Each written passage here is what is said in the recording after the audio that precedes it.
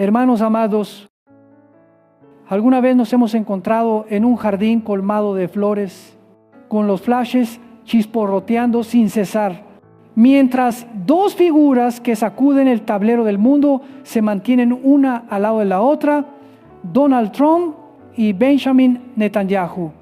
Ellos sonríen, se estrechan las manos, y las palabras pulidas con esmero se vuelven señales enviadas a cada capital del planeta. Se habla de un plan de paz definitivo, de una hoja de ruta de 20 puntos, capaz de poner fin a lo que Trump llamó un conflicto de milenios. Pero detrás de aquellas sonrisas, la palabra de Dios nos invita a detenernos, a escuchar y a discernir.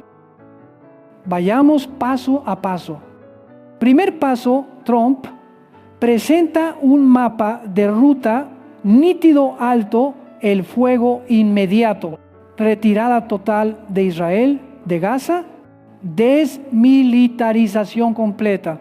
Y algo inédito, él mismo presidirá un consejo de paz para supervisar la reconstrucción, sin entregarla a la ONU ni a las fuerzas internacionales tradicionales. A su lado, Netanyahu, líder de Israel, aparece como testigo político y emblema de la seguridad de su pueblo, vinculando su nombre a toda iniciativa relativa al resguardo de Jerusalén.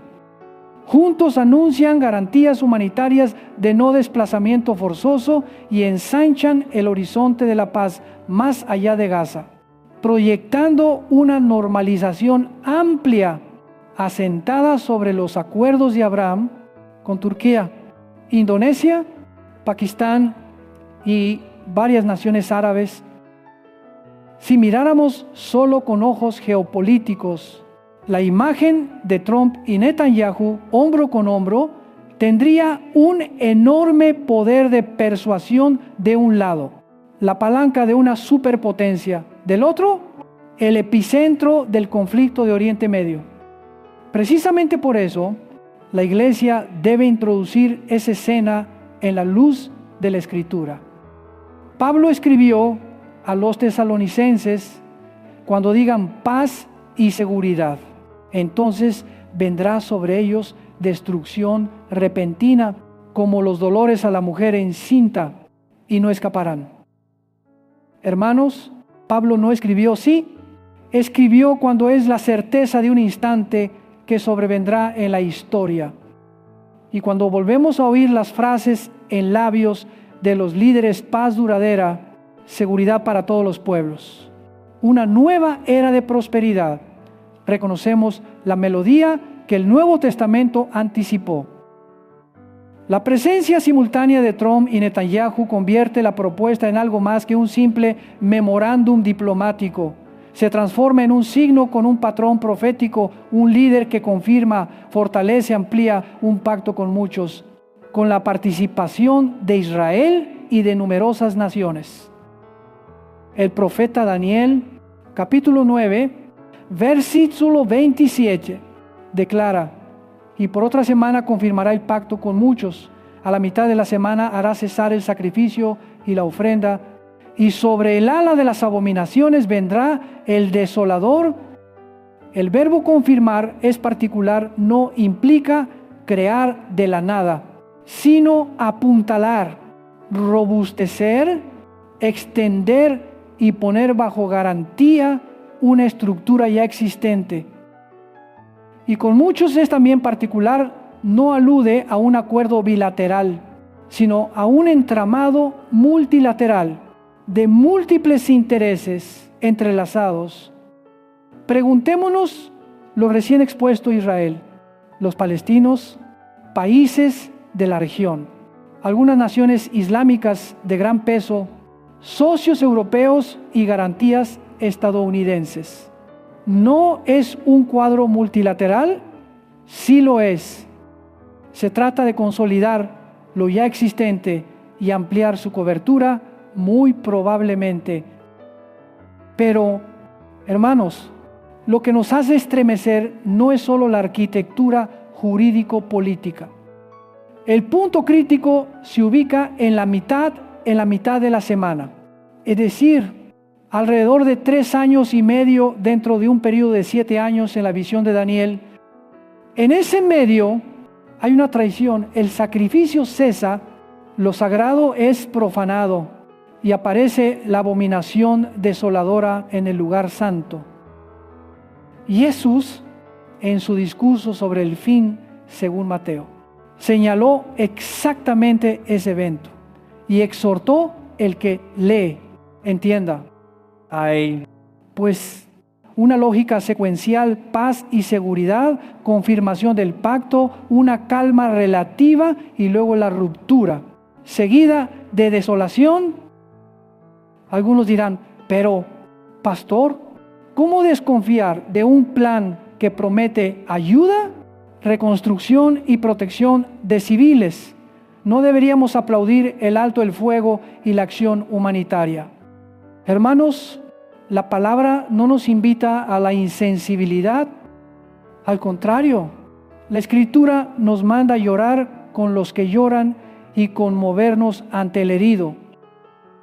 Lo que la palabra advierte no es la compasión, sino la sustitución cuando la compasión, separada de la verdad de Dios, ocupa el trono que le pertenece al Altísimo. Se vuelve neblina que oculta la maquinaria del engaño. Cuando la paz no se arrodilla ante la voluntad santa, puede convertirse en consigna que guía a la humanidad hacia una curva decisiva. Contemplen cómo describe la Escritura: los dolores de parto llegan de repente con fuerza y una vez iniciados no pueden revertirse. Pablo toma esa imagen para hablar de la destrucción repentina que sigue a la declaración de paz y seguridad. Jesús, por su parte, advierte sobre guerras y rumores de guerras, sobre terremotos, pestes y hambres en diversos lugares, y enseña que todo eso es apenas el comienzo de dolores. ¿Qué diferencia al creyente del resto?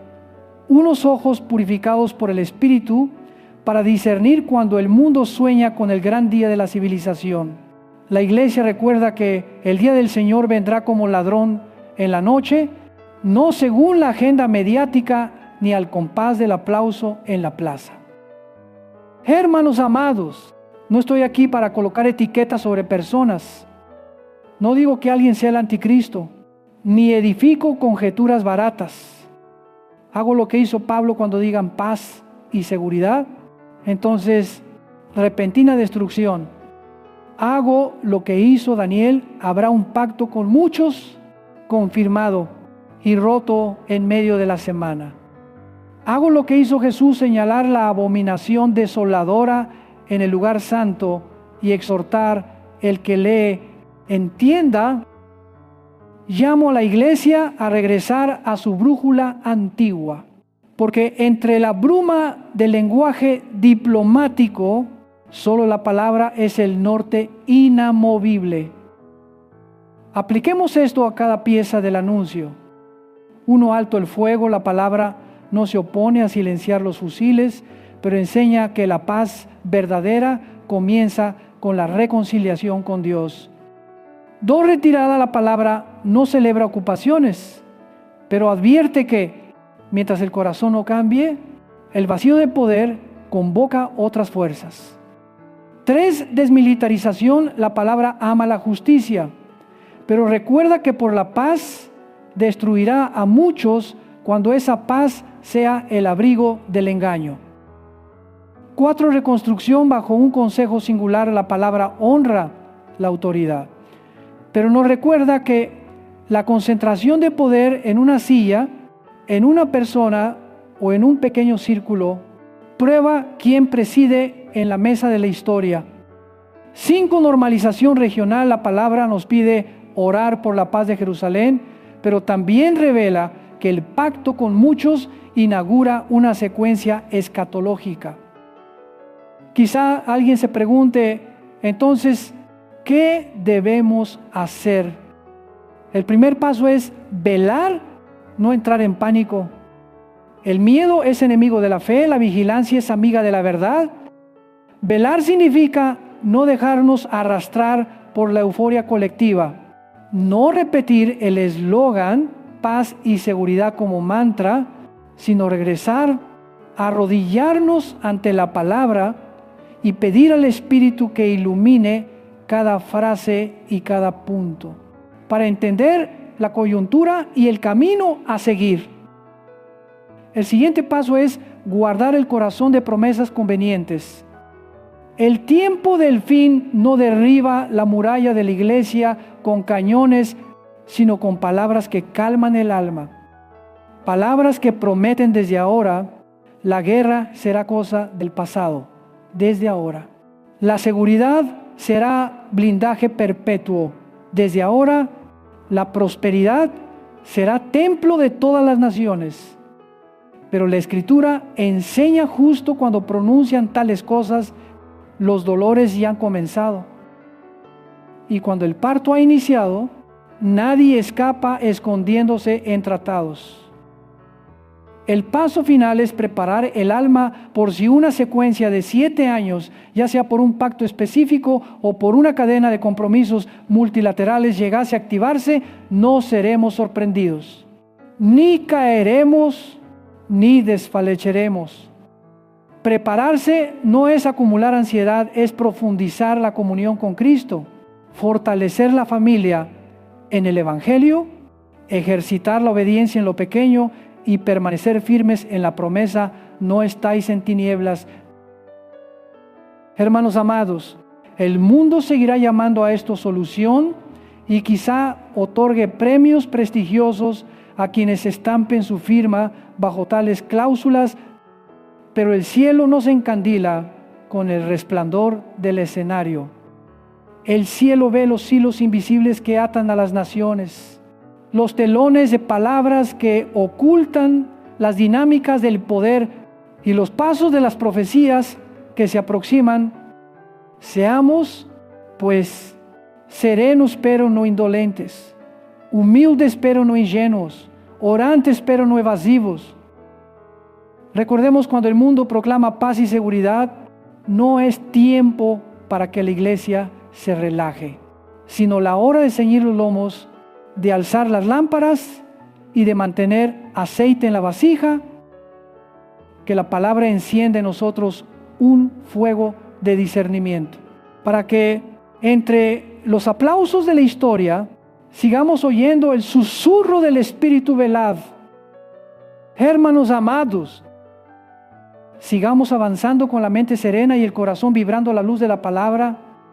Tras las promesas de paz y seguridad proclamadas bajo las luces y los flashes, Jesús nos conduce un paso más cuando veáis la abominación desoladora de que habló el profeta Daniel, puesta en el lugar santo. El que lee, entienda, él enlaza directamente el hilo entre un pacto multilateral confirmado y la traición de la mitad del período, abriendo una tribulación sin precedentes.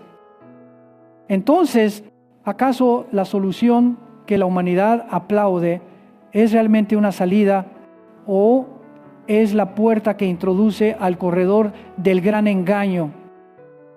Permítame hablar con franqueza y mansedumbre. La Escritura no condena a la humanidad solidaria. La Escritura desenmascara el hechizo que se disfraza de humanidad. Los profetas, los apóstoles y nuestro Señor señalaron un patrón recurrente: arreglos aparentemente sabios, acuerdos que parecen salvar, frases talladas para calmar el temor. Todo eso puede convertirse en la vía por la cual la abominación entra al lugar santo. Jesús no dibuja nubes, habla con claridad de guerras y rumores de guerras, de hambre, pestes y terremotos en varios lugares, y los llama principio de dolores. Como las contracciones llegan de improviso, con ímpetu, y una vez iniciadas no pueden revertirse. Entonces, ¿qué puede impulsar al mundo desde el principio hasta el clímax del dolor? La respuesta bíblica un pacto confirmado con muchos, publicitado como paz, que de pronto se quiebra a mitad de camino y la desolación irrumpe como una inundación. Hermanos, escuchemos al profeta Isaías. Describe a un pueblo que se jactó. Hemos hecho pacto con la muerte y convenio con el Seol. Cuando pase el flagelo abrumador, no nos alcanzará. Convirtieron el documento en escudo y la firma en muralla. Creyeron que la ingeniería política podía cerrar con llave las calamidades, pero el Señor sentencia: vuestro pacto con la muerte será anulado, y vuestro convenio con el Seol no permanecerá. Cuando pase el azote, seréis hollados. No es burla de los esfuerzos por reconciliar, es juicio contra la paz construida sobre mentira.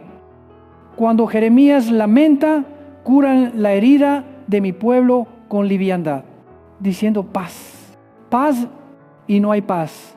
¿A qué se refiere? A una terapia superficial alivia el dolor inmediato, pero abandona la enfermedad profunda de la rebelión contra Dios. Y aquí está lo que nos estremece aún más. Daniel capítulo 8 habla de un personaje que por su política hará prosperar el engaño en su mano, se engrandecerá en su corazón y por la paz destruirá a muchos. Se levantará contra el príncipe de los príncipes, pero será quebrantado, aunque no por mano humana. Por la paz destruirá a muchos, no con espadas relucientes a plena luz, sino con firmas en medio de aplausos, no con truenos, sino con decretos, no con gritos, sino con sonrisas diplomáticas. Este es el patrón del anticristo: usar el lenguaje de la paz para abrir paso a la traición, tocar el ritmo de la seguridad para adormecer a los centinelas del alma. Preguntémonos con valentía qué vuelve peligroso a un pacto de paz. No que la paz sea mala. Toda madre con su hijo en brazos sueña con ella. El peligro radica en el fundamento cuando la paz se separa de la verdad, cuando la seguridad se edifica sin someterse al Señor de la historia, cuando la prosperidad se promete como un nuevo ídolo. Entonces la paz es maquillaje sobre el abismo. ¿Cuándo se vuelve telón la paz?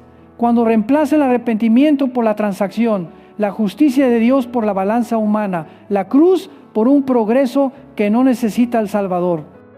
Cuando la seguridad se vuelve trampa, cuando nos invita a confiar más en la estructura que en aquel que fija los tiempos, cuando planes, garantías e itinerarios se sientan en el trono.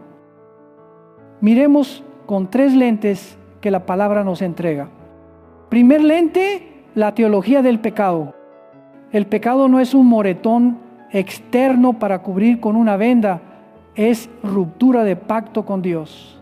Fuego latente en el corazón humano, lava esperando salir cuando se dan las condiciones. Por eso, toda paz que no toca el pecado es pintura nueva sobre un muro cuarteado. Segundo lente, la historia del engaño. La Escritura narra épocas en que el pueblo creyó a falsos profetas que prometían paz y el desastre llegó sin aviso. Tercer lente, la escatología. La línea que va de Daniel a Mateo y Apocalipsis no está rota. Jesús señala la abominación. Pablo señala paz y seguridad. Juan describe la bestia ante la que todo mundo se maravilla. Todos hablan lo mismo. El engaño final no entra con garras desnudas, sino con guantes de terciopelo llamados solución. Otra pregunta imprescindible: ¿por qué es tan eficaz el engaño del tiempo final? Porque adopta el lenguaje más cercano a la verdad. Nadie hechiza al mundo invitándolo al homicidio, lo seducen prometiendo salvación sin Salvador. Nadie somete a las multitudes con sangre a la vista. Las hace firmar con un sueño de prosperidad y orden. La paz falsa es una copia tan parecida que aún los prudentes podrían sentirse atraídos si no tienen aceite del Espíritu en su lámpara. Hermanos, proclamas como seguridad para todos los pueblos, prosperidad sostenible, nueva era de cooperación. Suenan tan amables que ablandan columnas vertebrales que antes estaban rectas ante la palabra. Y cuando la columna se ablanda, dejamos de estar de pie, de velar y de discernir. Ahora, identifiquemos el mecanismo del engaño, no solo la idea. El engaño del tiempo final opera en 3 movimientos. Primero, construye un lenguaje ético, humanitario, cooperativo que arrulla la conciencia natural. Segundo, reconfigura la arquitectura del poder, concentrando autoridad en una silla, un consejo, un centro de coordinación, de modo que las decisiones parezcan eficaces, razonables, urgentes. Tercero, rebaja la vigilancia espiritual porque se cree que las garantías políticas bastan para cerrar la puerta a la calamidad. Cuando estos 3 movimientos convergen, por la paz destruirá a muchos. Deja de ser una frase críptica para convertirse en una fórmula casi infalible. Pongámoslo en el marco concreto ya mencionado. Un plan multilateral de 20 puntos, alto el fuego, retirada, desmilitarización, reconstrucción, garantías humanitarias, normalización regional, un consejo de paz presidido por una figura de enorme influencia y la participación, apoyo, expectativa de muchas naciones. Nadie niega los beneficios inmediatos si callan las armas, si los civiles son auxiliados, si se reconstruyen hogares. Precisamente por esos beneficios la Escritura advierte: habéis hecho de la mentira vuestro refugio. Cuando lo inmediato luce tan bueno, el ojo de la fe se nubla. Cuando el aplauso es atronador, el susurro del Espíritu se pierde. Apocalipsis 13 describe la reacción del mundo ante un poder ascendente. Se maravilló toda la tierra en pos de la bestia y decían: ¿quién como la bestia y quién podrá luchar contra ella? No se oyen alaridos de maldad desnuda, se oye asombro por el éxito. Resolvió el problema irresoluble, trajo paz donde nadie osó soñar, llevó prosperidad a una tierra devastada. El mundo se postra ante la eficacia. La prensa declara victoria. Se entregan premios, los mercados se disparan, la humanidad exhala alivio y el cielo ve la trampa cerrándose. Hermanos amados, no me malinterpreten, oramos por todos los gobernantes también, por quienes hoy ocupan el centro del escenario, porque son almas necesitadas de misericordia. Pero no podemos permitir que nuestros ojos espirituales sean hipnotizados por los reflectores. No entregaremos el alma a ningún consejo, a ninguna garantía, a ningún compromiso, si para ello hemos de apagar la lámpara de la palabra. Recordemos a Jesús: el que lee, entienda. Es decir, medita, examina, pesa cada cláusula en la balanza de la Escritura. Si un pacto se parece más y más al retrato de confirmación con muchos, si promete una paz prodigiosa. El creyente debe humillarse y preguntar: Señor, ¿qué es esto delante de ti? ¿Cómo respondemos? Entonces, primero, guardemos la mente de 2 extremos, fanatismo y amargura.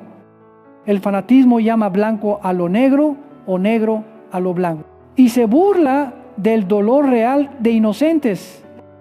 La amargura cierra el corazón y deja de anhelar el bien de las naciones.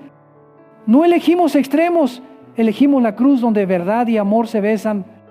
Luego, volvamos a la disciplina de velar.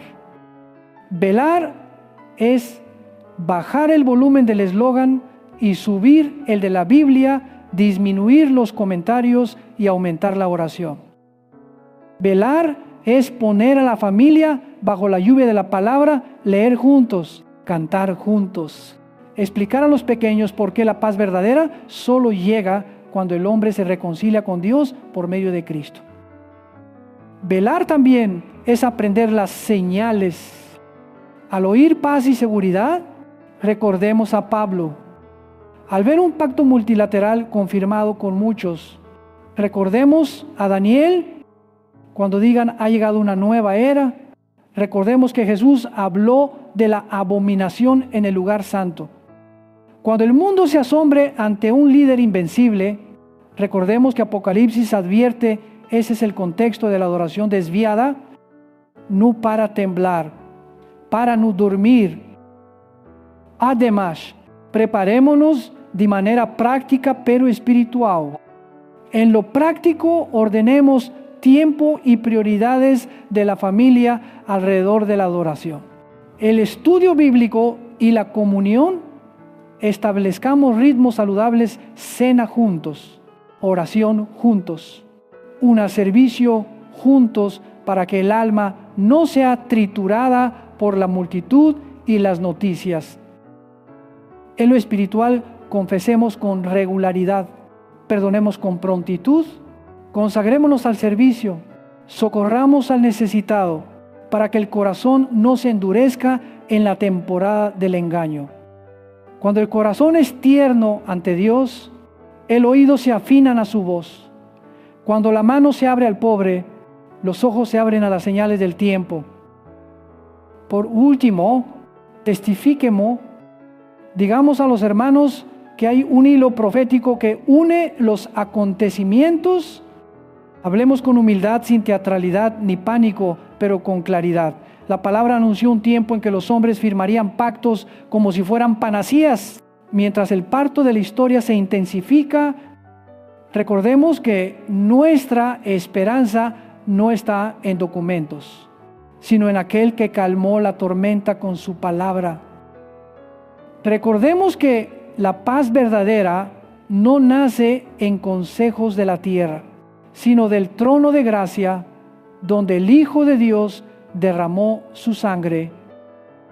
Hermanos, quizá el mundo se ría cuando hablemos de pacto con la muerte, de la abominación desoladora, de por la paz destruirá a muchos.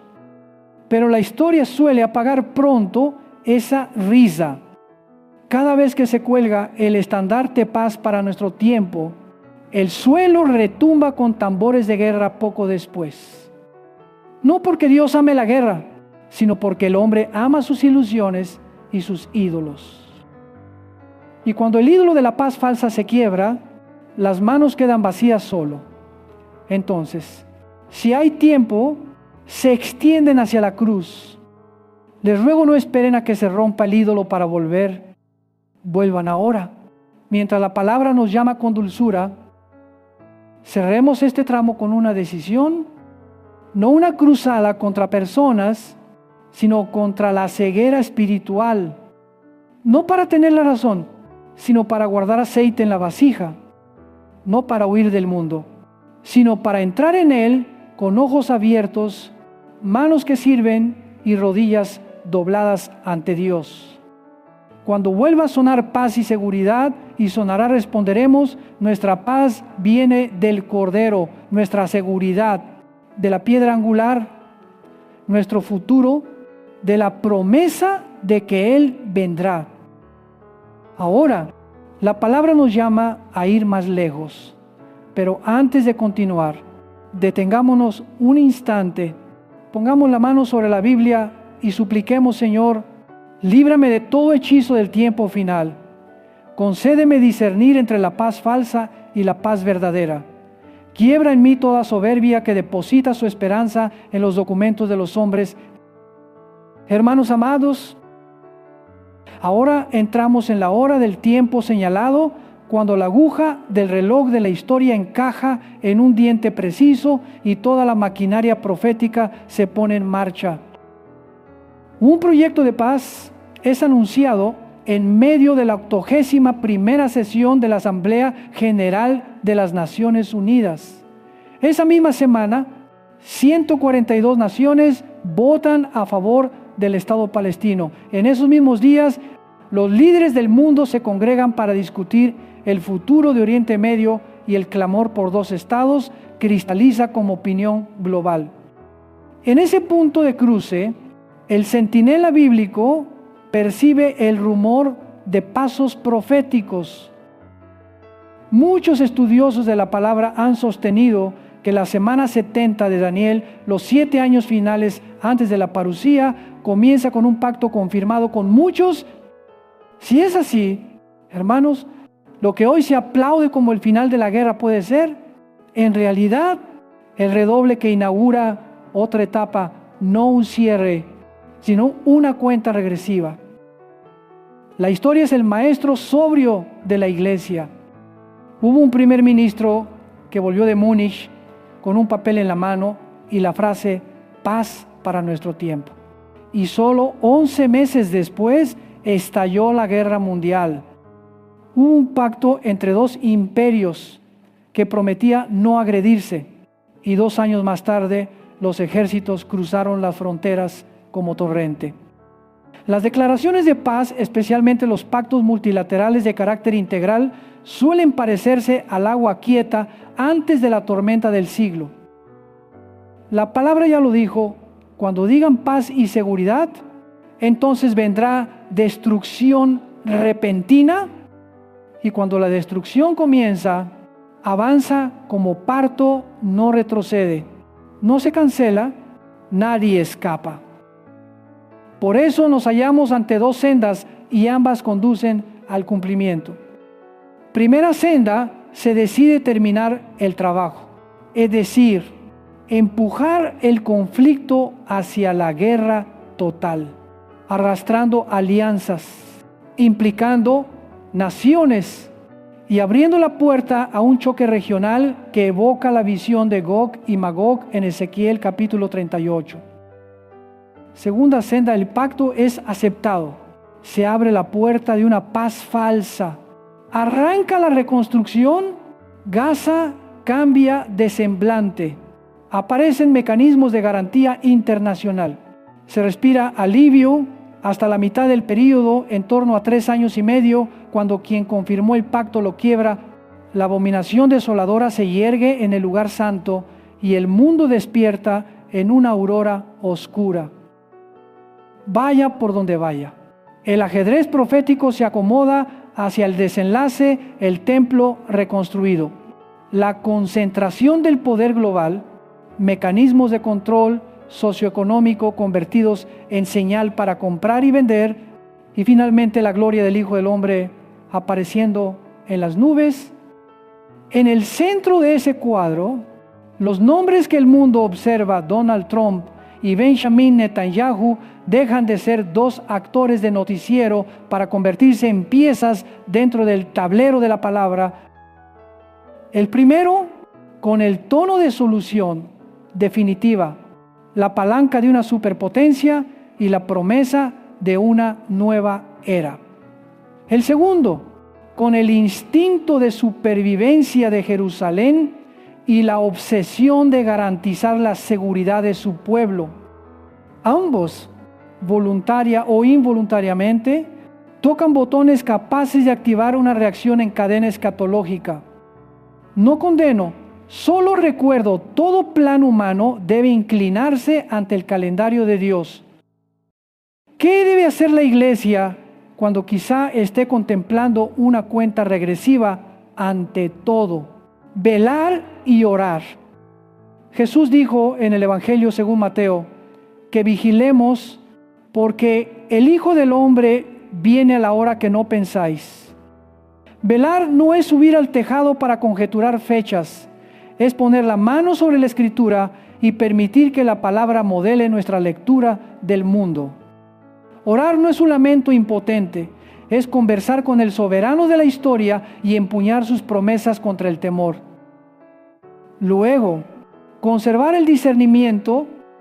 No permitamos que el corazón sea arrastrado por la euforia política o el optimismo diplomático. Examinadlo todo en la balanza de la palabra. Recordad que los hechizos del tiempo final no se presentan como monstruos, llegan como médicos, filántropos, arquitectos de soluciones.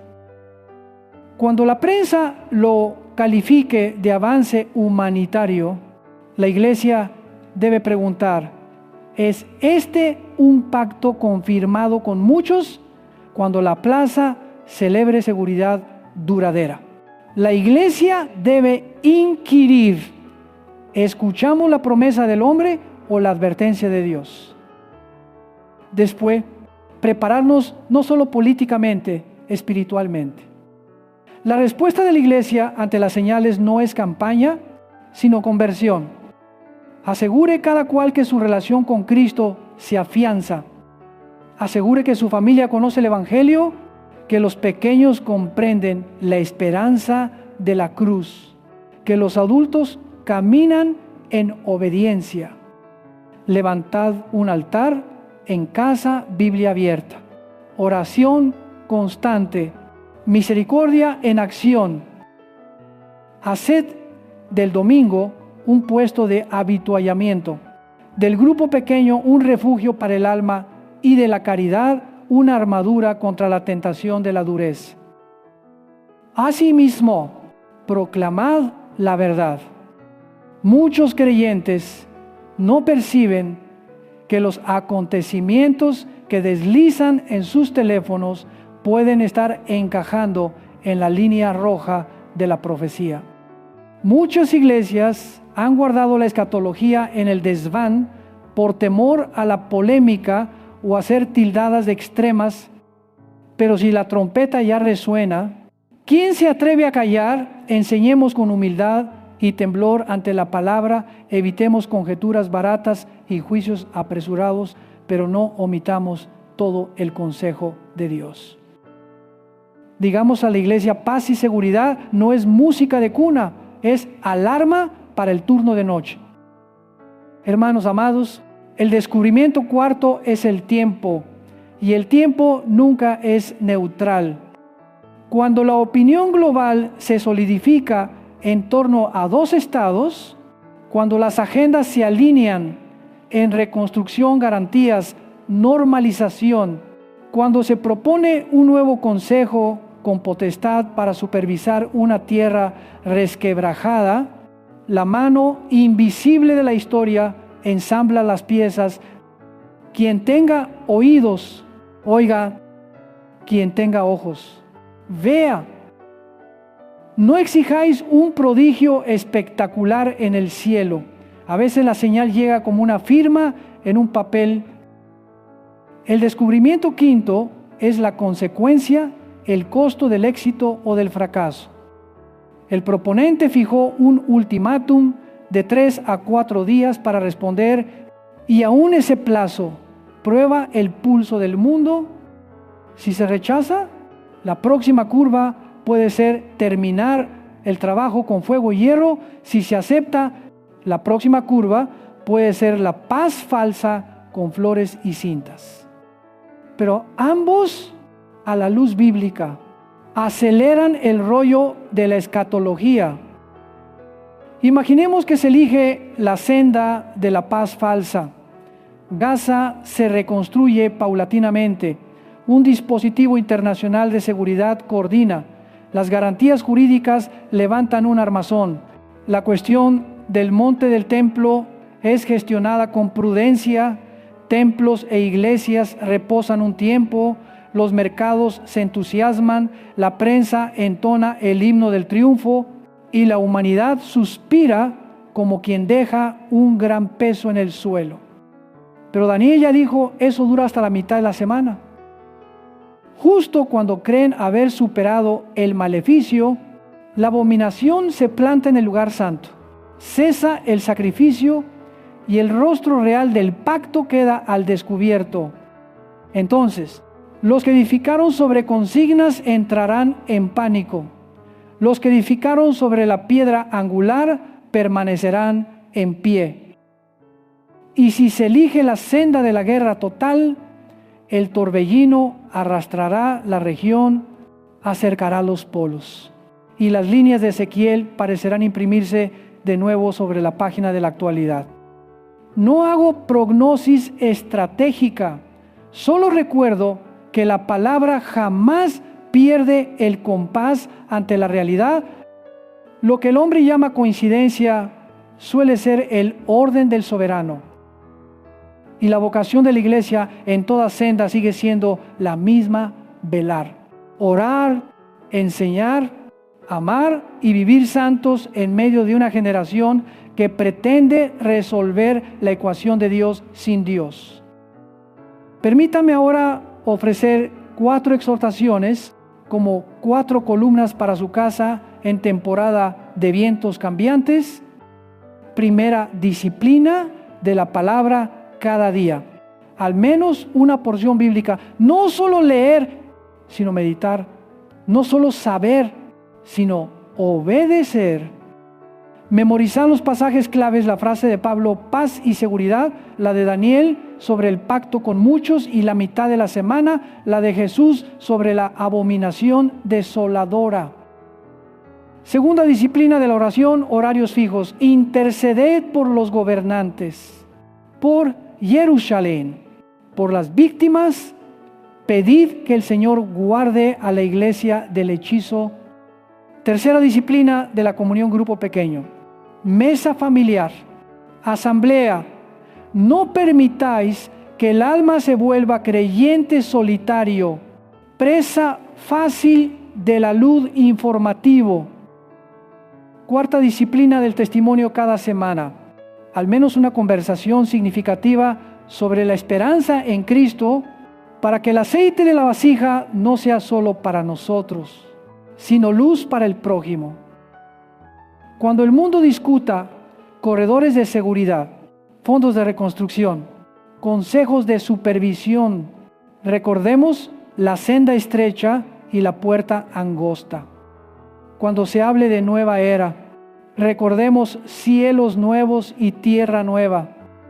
Cuando se pronuncien nombres de héroes del tiempo, entre ellos Trump y Netanyahu, recordémonos que la historia no orbita alrededor de un líder terrenal, sino del Cordero inmolado y resucitado.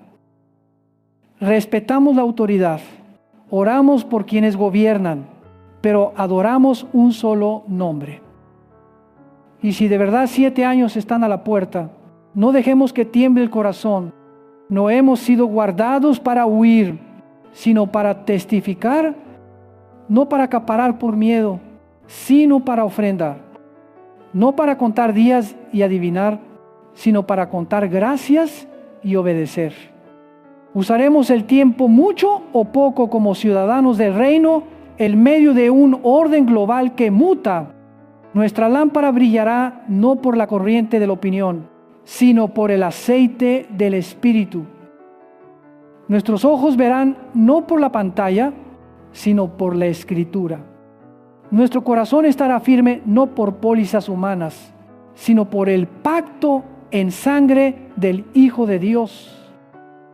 Hermanos amados, no empaqueto miedo, proclamo esperanza firme, porque aun si cada pieza escatológica cae en su lugar templo, pacto, abominación, señal, por encima de todo hay un trono que no tiembla ante sesiones, no se fatiga con peticiones y no se atrasa según el reloj del hombre.